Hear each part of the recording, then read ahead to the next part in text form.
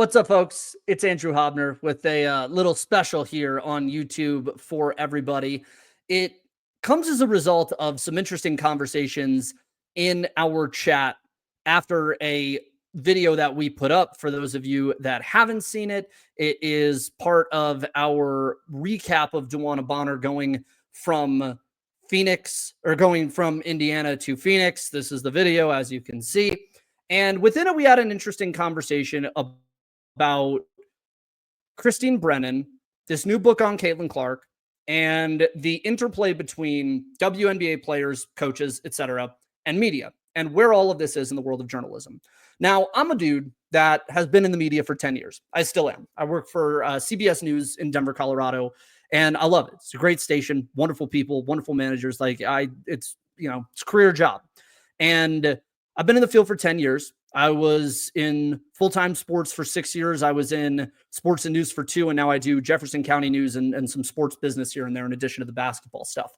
And I geek out on this type of thing. I geek out on talking about journalism, the state of where we are with all of these things. And the discussion and discourse around Christine Brennan and this unauthorized biography on Caitlin Clark and where players are and how they interact with it has come up. And I pledged a full video to this. And so we're gonna do a full video because it comes as a result of our longtime subscriber and one of our favorite commenters, Ghost of Gerolitis, who said to me earlier, if you have a critique of Brennan's reporting, you should share it directly. It's bad faith to merely imply something problematic about her work and then not stand behind it with an actual perspective. So this led to a bit of a back and forth because I have written about Christine Brennan before. You can find it at those links on nocapspacewbe.com. For some reason, I can't see Ghost's response and question. I don't know why the comments keep getting lost, but Scott was on a heater here with his response to my piece. And because I've responded a lot on Substack, I want to do something here where we can open up a conversation and talk about the role of journalism within the WNBA, where the WNBA is coming short, and what my critiques are of Christine Brennan in this book that she has coming out. So what Scott says is, I read your piece on Brennan, and I've got to say, I largely disagree, and I do think it's generational. As a 49-year-old myself, I simply disagree that journalists should lean towards coddling athletes when difficult questions are at hand. They should be asked, period. This is true. The issue with modern journalists in the W is that they're overly concerned about the backlash that they correctly assume is coming their way if they don't follow the unwritten rules of kid-gloved Q&A with W players, and the W feels to mostly male sports fans like an unserious league as a result. Fair. Now, if that player is, say, Caitlin Clark herself, these same journalists understand that there will be a reward, not a penalty, for going at her Brennan style with race-related questions. Why? Agenda, of course. Just as Brennan clearly has or had an agenda to highlight Cece as near perfection to the W's near perfect imperfection for a book that was selling for, money. It's good. He's on a heater here. Is Brennan an asshole? Sure she is, but tons of male journalists are as well, and they're far more often celebrated for it, just as NBA athletes are expected by fans and media alike to stand up to the tough questions like those asked of Carrington. If an NBA player complained about being asked the same questions Brennan asked Dejanay Carrington, they'd be laughed at or ridiculed. Can you imagine the NBPA issuing the same statement that the WNBPA did? Of course not, because it was the antics of a teenager, not a serious professional association advising and representing serious professional athletes. From the perspective of a man around 50 years old, the W has a ton of growing and evolving to do, and journalists like Brennan can be a great help, not a hindrance. There's a lot of good in that comment slate. I want to say that. Our boy Scott absolutely knocked it out of the park in terms of the discussion around the W itself. Now, what I want to do, if I can find it, that is I want to find Ghost's comment here as well, because the broader conversation here is about that comment Scott made about how when male journalists do this stuff, they're celebrated, but people are bothered when someone like Christine Brennan does it. And I want to go in because I think the issue is, oh, here it is. So let me share this. I don't know why this doesn't actually show up on the piece itself, but this shows up in our analytics. But I want to make sure Ghost has his day here. So he says, I think your generational gap framing is flawed and historically inaccurate. So for reference, for all of you, my belief is that journalists of an older generation that came up in the 80s and 90s, right when the 24-hour news network was at its advent and you're kind of getting this news cycle style where it's like burning house, send a reporter over there, stick a mic in the face of the person whose house just burned down and say, how do you feel right now?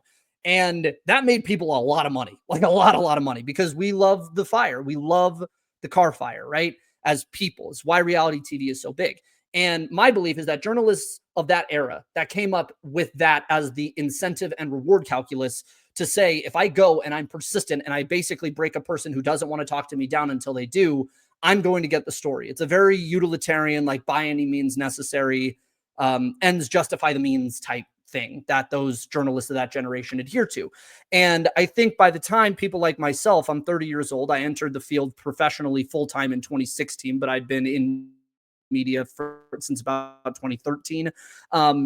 We came up during a time where if we did that, most people would tell us to fuck ourselves. And at a certain point, you understand the humanization of it, right? I remember when I was in Sacramento and it was Thanksgiving Day, I got sent out to a house that burned down and they were like, go see if you can talk to the owners. And I was like, I don't want to do that. I don't want to go into someone's burned house on a holiday that's supposed to be about family and being grateful for the things you have and shove a mic in their face and be like, how much did this suck that your house burned down? Like, no, I don't want to do that. And so I think from news into sports, it sort of translated this idea of like having a degree of empathy, but also not wanting to be invasive. And in sports, it moved from the Skip Bayless era of journalism where it was fair game at one point to openly opine on a player's sexuality or sexual orientation, and nobody would clock you for it, right? And this is like very famously, Skip Bayless did this with Troy Aikman. He like accused him of being gay, so much so that Cowboys teammates had to go at Skip and be like, how fucking dare you, you know? And we see this all over the place, like whether it's beat reporters, whether it's talk radio, Colin Cowherd has also run into this, right? Of being like Dominican players are stupid. That was like his last week at ESPN, or saying John Wall does all the antics because he doesn't have a father. Like we have, the only rebut to Scott's point is that we have ridiculed male journalists for doing stupid shit like this. And in the NBA especially, we have plenty of videos, viral videos that have gone out of journalists asking semi-invasive questions and players reacting in a way where they're like, you got to treat me like a human. And the overwhelming response that you see from fans is that, like, yeah, how dare that person ask that? Jenna Lane had an issue with the Tampa Bay Buccaneers, I want to say a season or two ago. What else? Like there's so many off the top of my head, right? And they extend into how you talk to the players. Like Eric Nem asking Giannis after the NBA Finals loss, do you think this is a failure? And Giannis gave a great quote, but you could tell there was an agitation with like why? Why are you even asking that? It's a bad question, And so that's my one pushback, is that male reporters in male sports have been dragged for this before. But to Ghost's comment here, he says, I think your generational gap framing is flawed and historically inaccurate, or perhaps I should say incomplete. I honestly wish I could get a coffee with you. We can. We're ever in the same city. I got you. And have a conversation about the progressive era and post-war muckraking, IF Stone, Studs Terkel, maybe toss in some Gonzo, Hunter S. Thompson, whatever. As you know, adversarial journalism has a long history and a lot of iterations. So your conclusion that Brennan is merely a TV-stained infotainment hack and the rest of you new Turk journos are more evolved, that strikes me as more than a little self-serving. It's a fair critique. I sincerely would enjoy challenging you on that. But we can't have that exchange, unfortunately, so I'll just ask this one question as it relates to your own journalistic philosophy. Do you feel at all concerned that the so-called pluralism of truth you describe unwittingly becomes a vehicle for the eradication of meaning altogether as epitomized by nefarious, duplicitous actors like the current president? I mean, what's the difference between you and the truthiness on the Colbert Report? So let's start with the challenge on the generational piece of this, right? Because I do think there is a limit and a line to this stuff. And I think it is important when I do bring this up, and a reason that I wanted to do this video is because I think these things will come out in like quick lines on the podcast. And I want people to understand a little bit more about where I'm coming from when I talk about the journalism critiques as a whole in the W. I firmly sit in the middle ground. I believe in adversarial journalism because my belief in journalism broadly is truth to power, right? And there is power in the pulpit.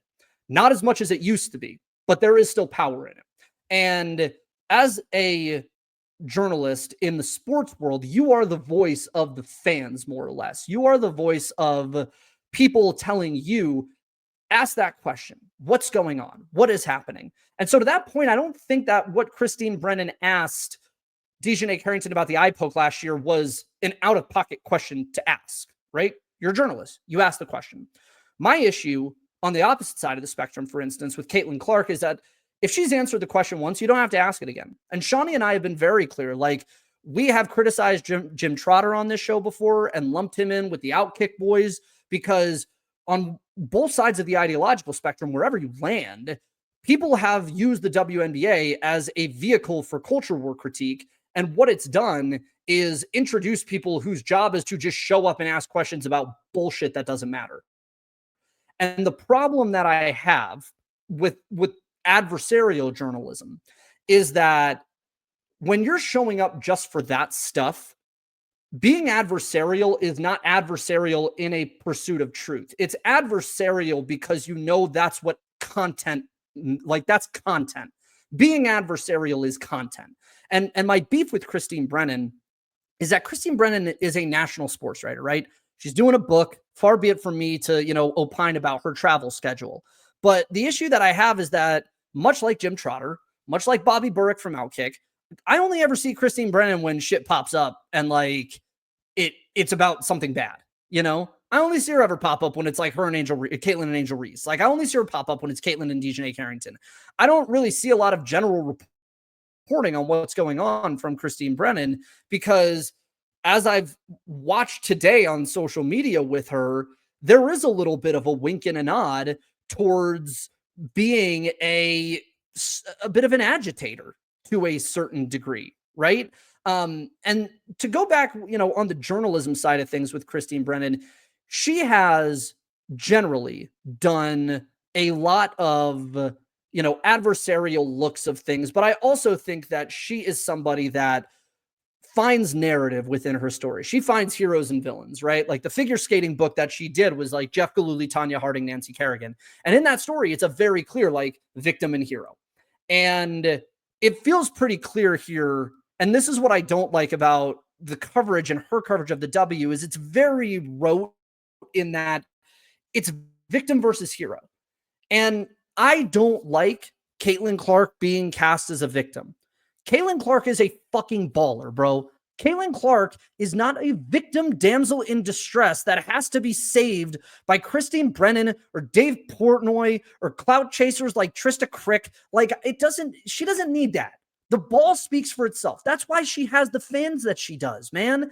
And if we're going to really make the argument here and say that people are here for her for the basketball, if you are here for her for the basketball and not because she's an avatar for grievance, then the framing of her as victim should bother you because it takes away her agency as a basketball player. And it's very clear in the way that Christine Brennan has written this is that it's Caitlin versus the whole apparatus of the WNBA. And this is not to say the W does not have problems because over my years covering women's basketball, the WNBA has been a mess in terms of its accessibility, the accessibility to players. We have lost locker room access. We don't even have a mix zone. And beyond that, trying to get access to players, even to do features and stuff, now falls within these like media availability purviews where it's if I'm a singular writer, why the hell am I going to give the rest of the press gaggle my feature story? Like, why do you get that quote? No, like I did the reporting. I went out and found it. I want the interview for myself. So when I put out the feature, it's not something that's already been aggregated a million times because I asked a better question than all these other people did. And so the teams have a problem with how they adjudicate media access. I think the fact that Outkick is finally getting, pushed out of the W is a good thing because they are not here for the game. They're there to be culture war agitators. And the players themselves need to understand that they're not pop stars. And, this part of it's going to sound a little harsh to the players, but there is an objectivity that comes with sports. There's wins, there's losses. If you go 15 to 17, you shot great. If you shot 2 of 17, you shot like shit. When a music artist puts out an album, that is subjective art. The music can suck.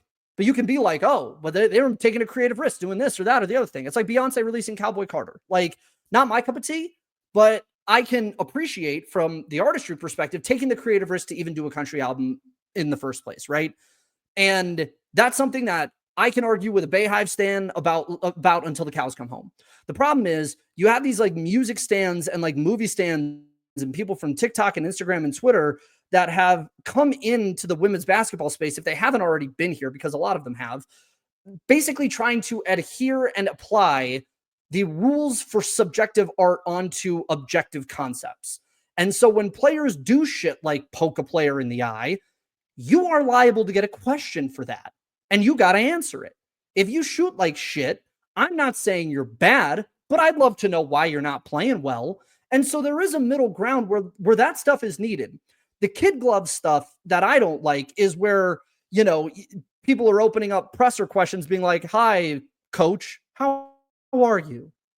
Are you feeling okay? Can I get you anything? It's like the old SNL sketch about Obama where it was like CNN was fawning over him so much that they're like, my question is for candidate Obama. Can I get you coffee? Are you all right? Like there's that kind of going on in the W where I feel like, to be frank, a lot of people in the W that have been longtime media members haven't covered bigger sports.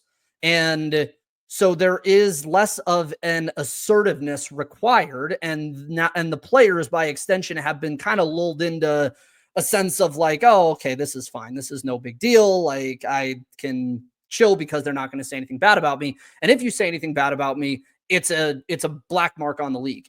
And Candace Parker said this last year really eloquently, that when you have 4 decades of people telling you like, get back in the kitchen, this shit isn't a real sport. Well, that kind of creates the problem, right? It creates the sense of defensiveness that's not going to be solved in a year.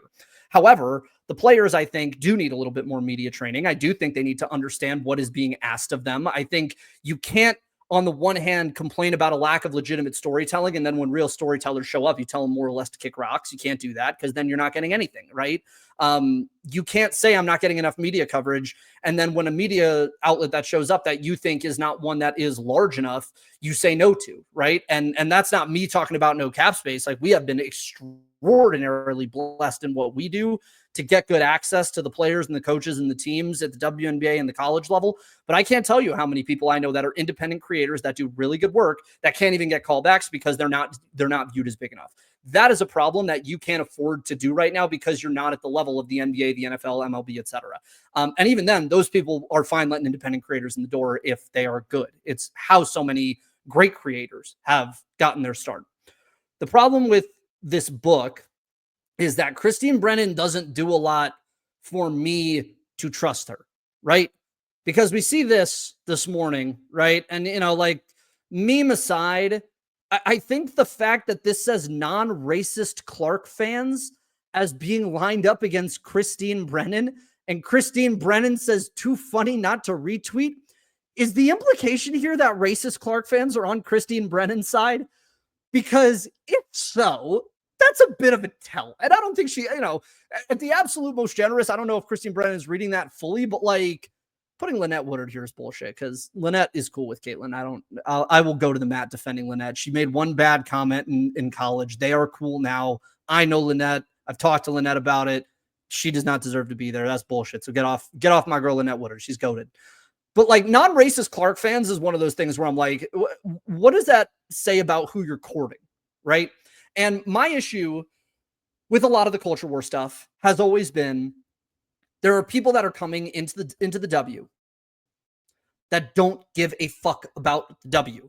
They don't care about the basketball. They don't care about the players. They are here to advance a culture war topic. And as a dude that has covered this league for 10 years and loves the game and loves the basketball and loves the growth of the sport and reporting on that and like Team USA just won FIBA America with a guard crop that is going to revolutionize the sport. And that was without Juju and AZ. And that's before we get to the fact that like Caitlin and Paige and Sony and everybody are currently in the league right now, all under the age of 25. This should be great.